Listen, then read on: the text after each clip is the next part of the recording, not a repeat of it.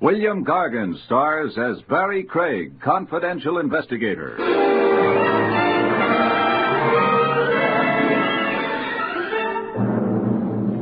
Overexertion can be dangerous, folks, but no exercise at all is even worse.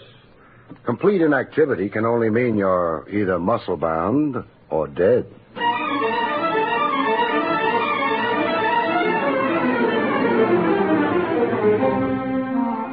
The National Broadcasting Company presents William Gargan in another transcribed drama of mystery and adventure with America's #1 detective, Barrie Craig, confidential investigator.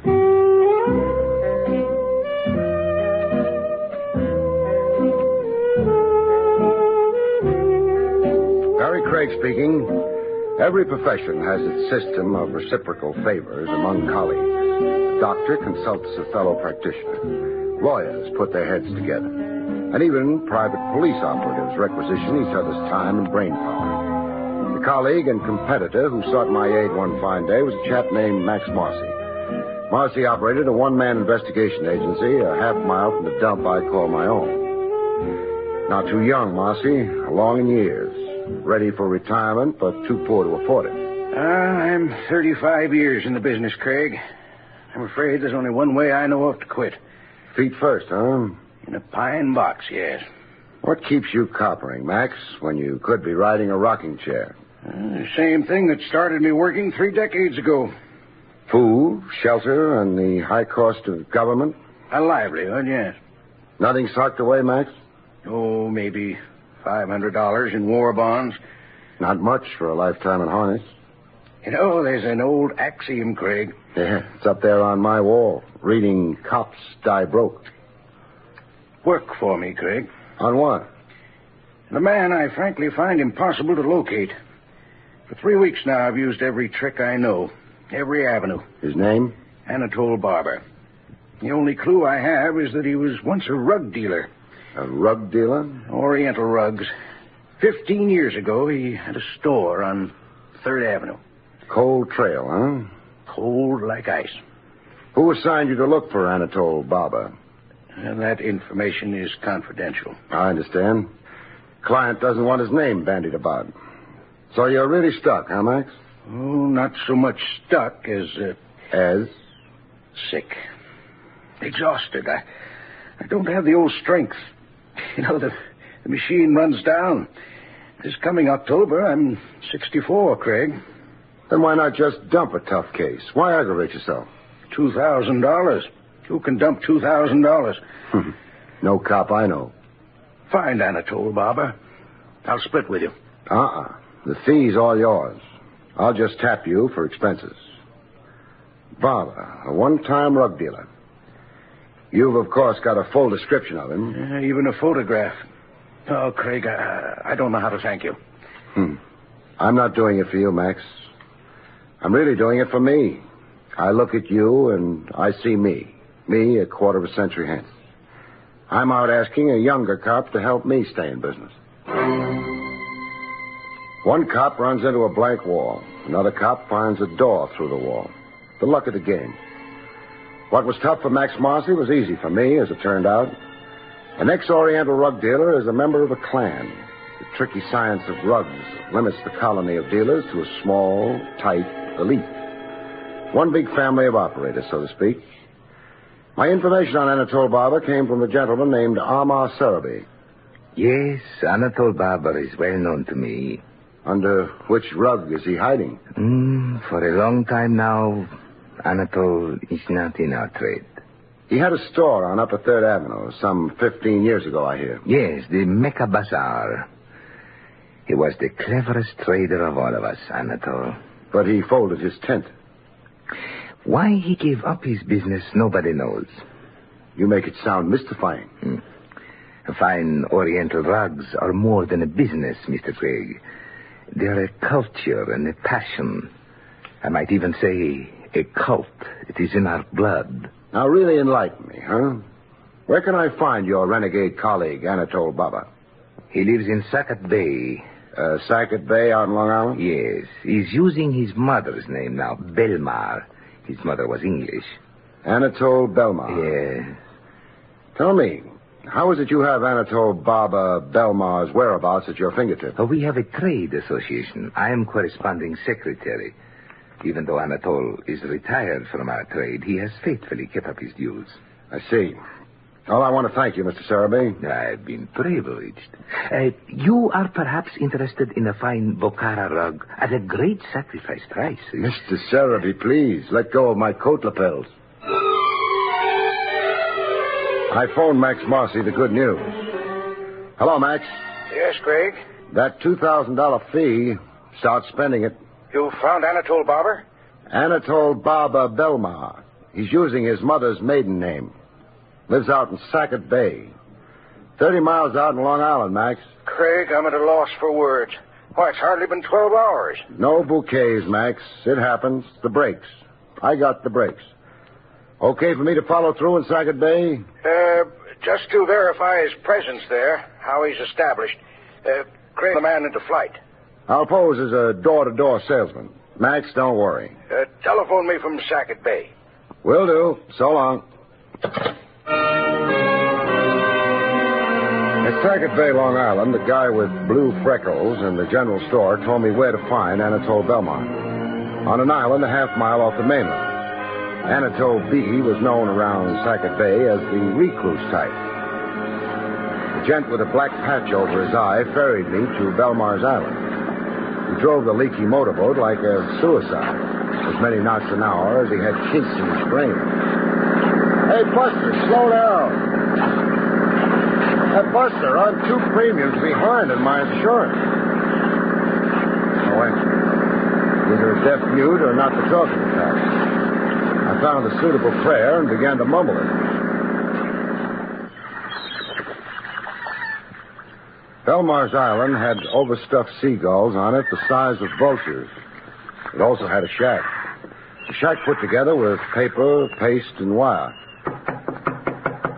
I knocked politely. Oh, Anatole Belmar. No answer. I did the impolite thing. I just walked in. Inside, I again did the polite thing. I removed my hat. You generally do if you've got visiting manners. You even make a special point of remembering to remove your hat in the presence of the dead.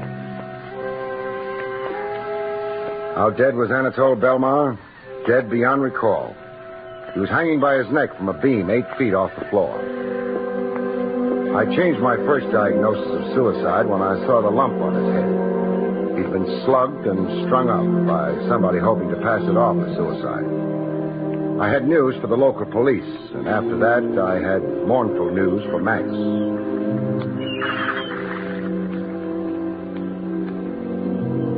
Back in Manhattan, USA, I gave Max the mournful news. Funny thing, though, Max wasn't too surprised. All day today, I anticipated just what you've now told me, Craig.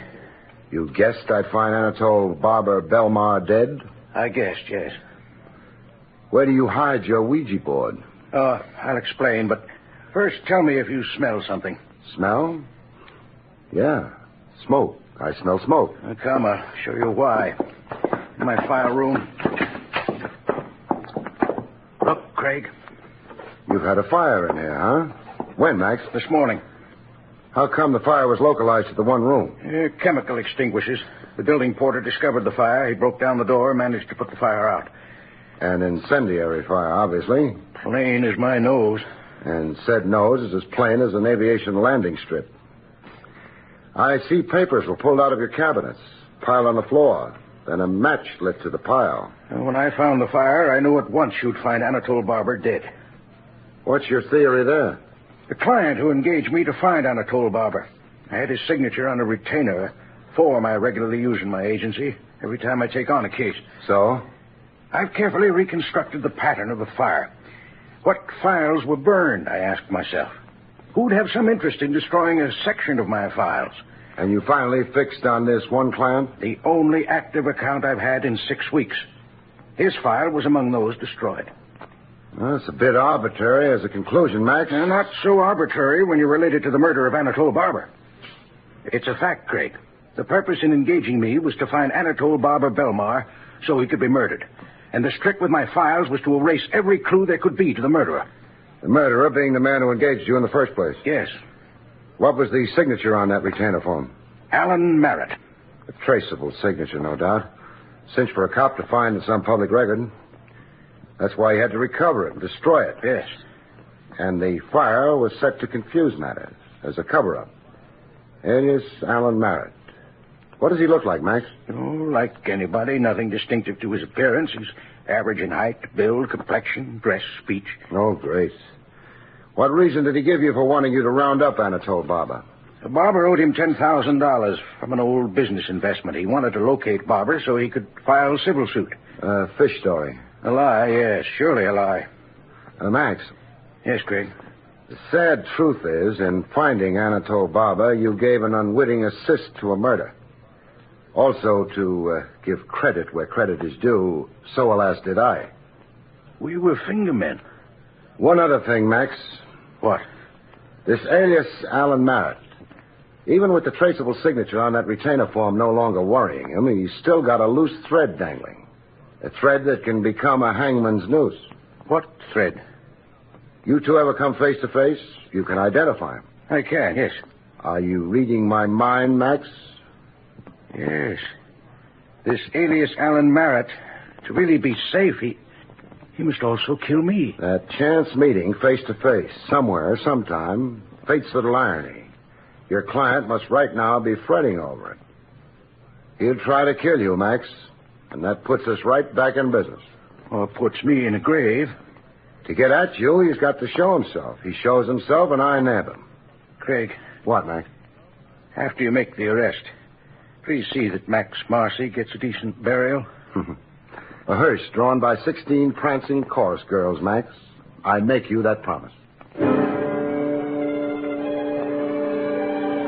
In due time, the attempted murder of Max Marcy, Private Eye, came to pass. On a quiet street in the noonday sun, Max leaning conspicuously against the store window reading a newspaper, and yours truly deployed across the street, waiting and watching. The attempt came like a clap of thunder from the sky. Max was just a wee bit hysterical. Craig, look how close the bullet came.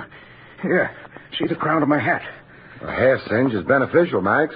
Helps prevent premature baldness. Craig, don't joke. If I didn't joke, I'd cry. He escaped you? Totally. He was staked out somewhere on one of the roofs. On that, frankly, I never figured. Now what? Well, we line up a second try at you. I'll have the roofs covered this time. All the men Lieutenant Trav Rogers over at police headquarters can spare. Sorry to do this to you, Max.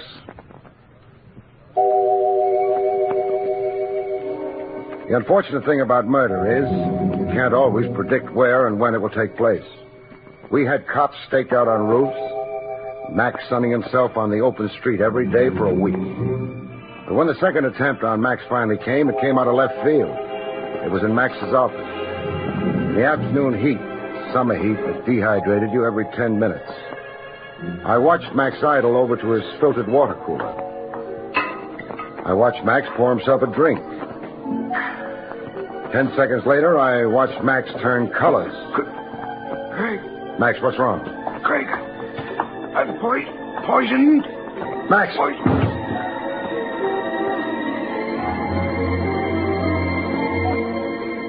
Poison in the water cooler, but not enough to kill, luckily. In the hospital 6 hours later, Max managed a whispered conversation. Craig. Yes, Max. 1, 2 attempts. Number 3. Superstition. Fatalistic talk. Think of it this way. 2 strikes so far. Strike 3, the killer's out. How long will I be laid up? Overnight. You got a mild dose. Only enough to give you stomach cramps. Oh, it's hopeless, Craig. Alias Alan Merritt would even more in the dark. Better to give up. He's shrewd and slippery, our alias Alan Merritt. But I'll find an avenue to him. From here on, I'm going all out, Max.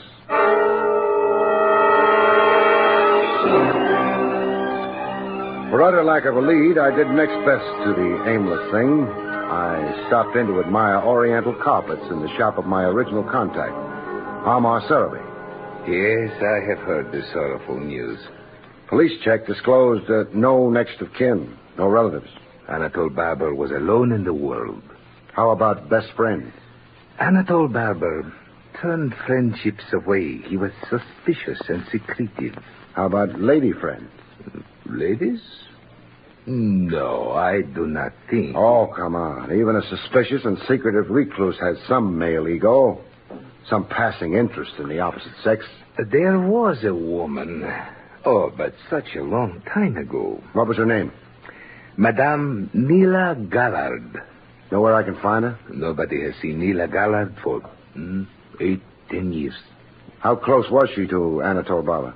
All I know to say, she worked in his store, the Mecca Bazaar. They would work together, take their meals together. Sounds chummy enough. Say, Sarabee. Yes? Anatole Barber's burial. The police have it scheduled for the day after tomorrow. A Potter's Field burial under the auspices of the city. Oh, this is regrettable.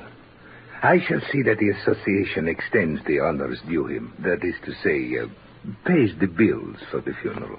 Well, that's fine, but keep that quiet. What I want you to do is a kinsman's being given an obscure pauper's burial. Create sentiment and sympathy. Make old friends and business associates want to pay their last respects. Give Anatole Barber a decent send-off. You think Nila Gallard will hear this and come to the funeral? Huh? I hope Nila Gallard will put in an appearance.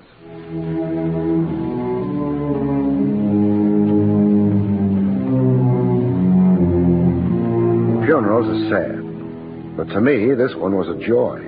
I was all smiles when Amar Sarabee whispered the magic words into my ear. One standing there, wearing the drap veil.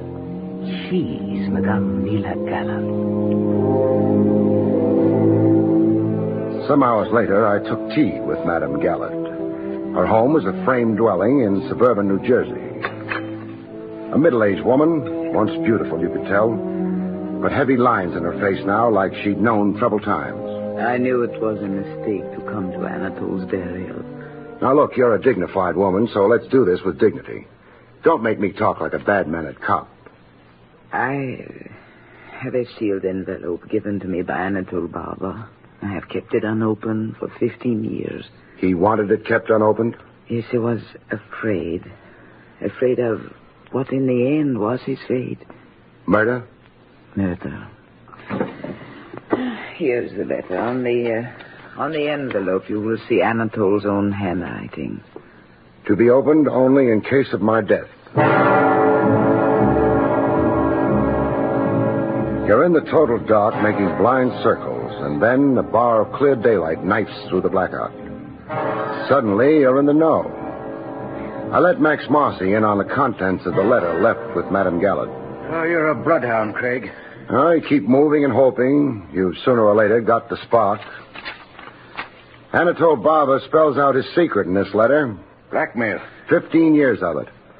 Anatole Barber had been blackmailing an important social figure named Win Blake. Win Blake?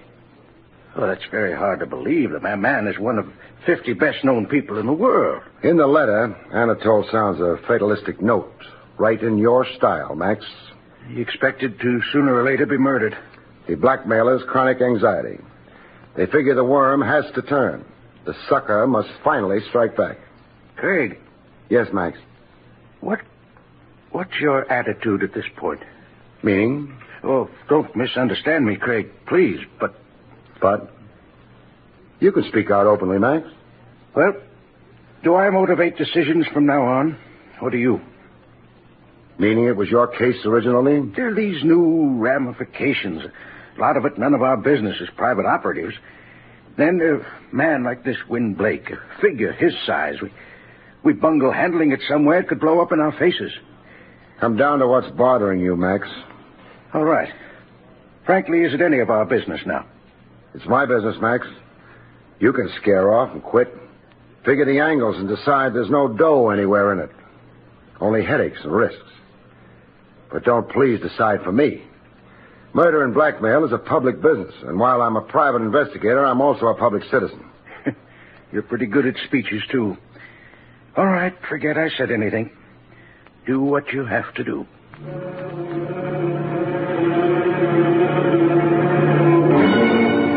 What I had to do was go see Win Blake, which I did. Blake House was not only upper class, it was the top story of the upper class.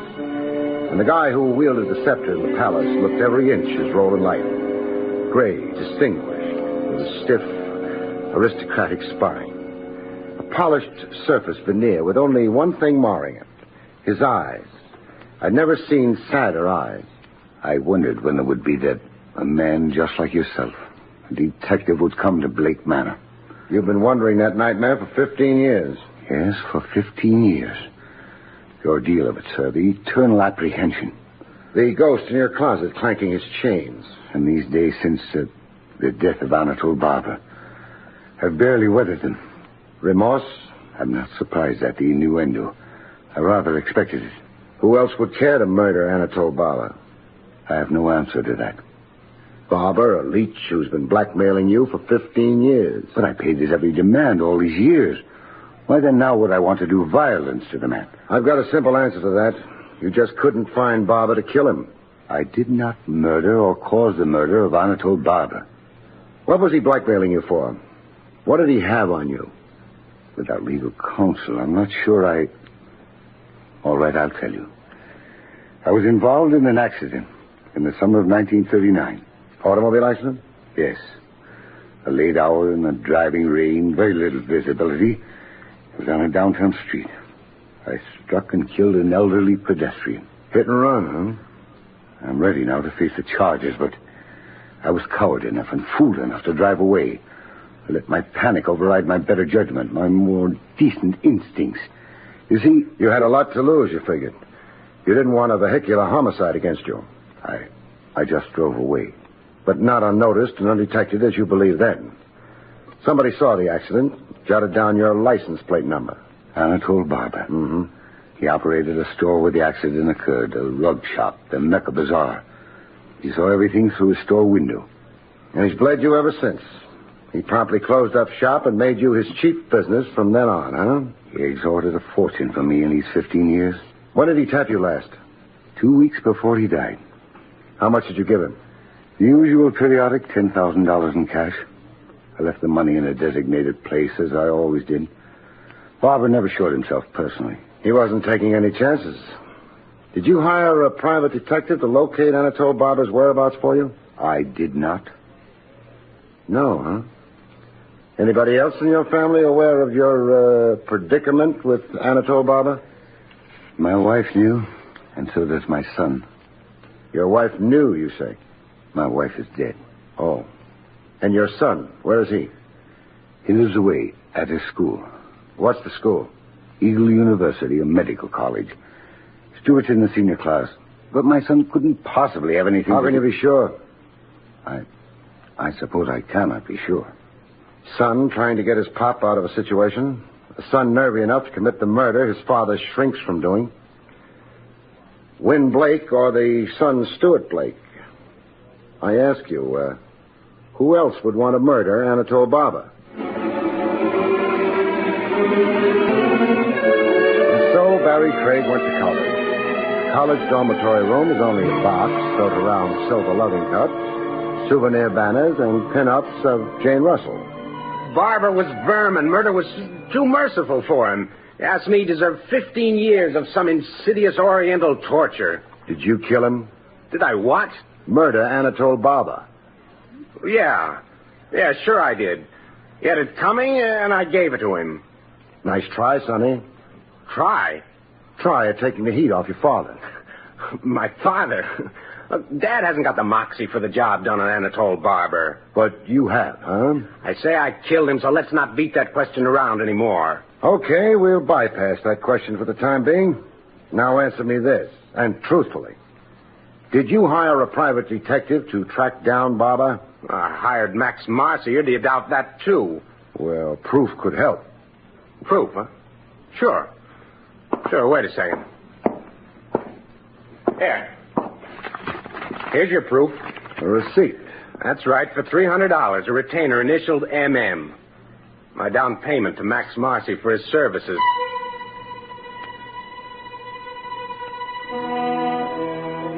There was a statue in bronze on the college campus steps. General somebody or other. There was almost a second statue unveiled there about the time I was leaving. A statue of yours truly, stiff in the joints with an undertaker's glaze on top. A shot that froze me but didn't chill me. I was marked for murder. I had the case wrapped up and the killer knew it. I brought Max Marcy up to date. The son is plainly lying to protect the father. That's my thought. Arrest the father. Under arrest, he'll confess. To keep the boy honest, huh? To let the son take the father's blame, that's the ultimate cowardice. It's unthinkable. No decent father would. You're right there, no doubt. I swiped a photograph of the son off his bureau top. This, Max.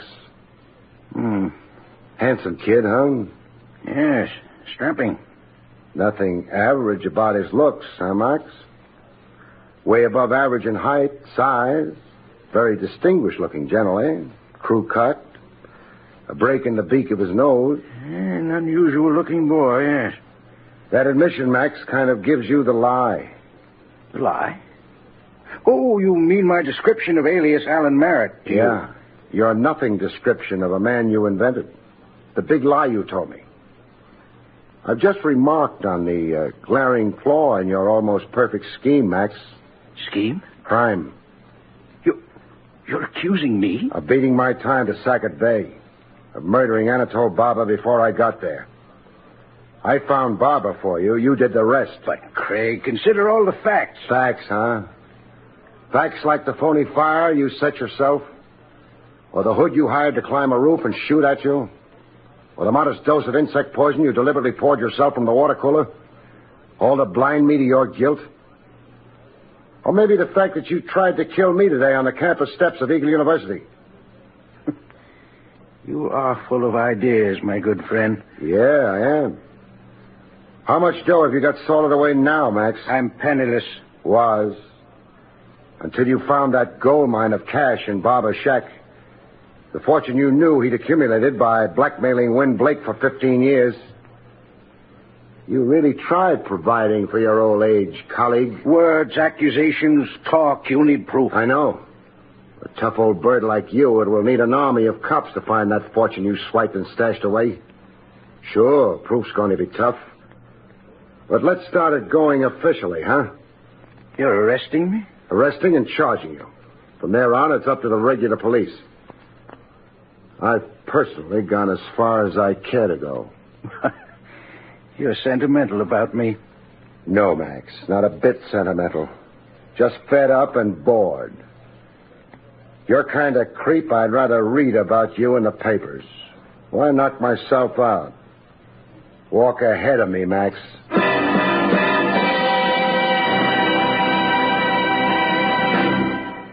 You have been listening to William Gargan in another exciting transcribed mystery drama from the adventures of Barrie Craig, confidential investigator.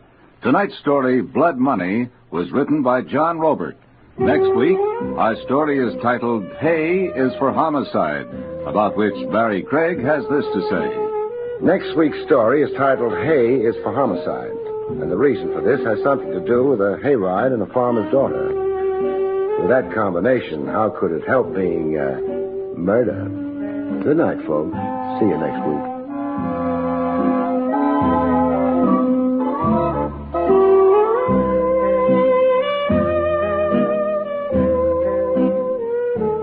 The National Broadcasting Company has just brought you an NBC Radio Network production with William Gargan, starring as Barrie Craig, confidential investigator, and directed by Arthur Jacobson. Also heard were Jim Nusser, Marvin Miller, Betty Lou Gerson, Jack Moyles, and Paul Richards. John Lang speaking.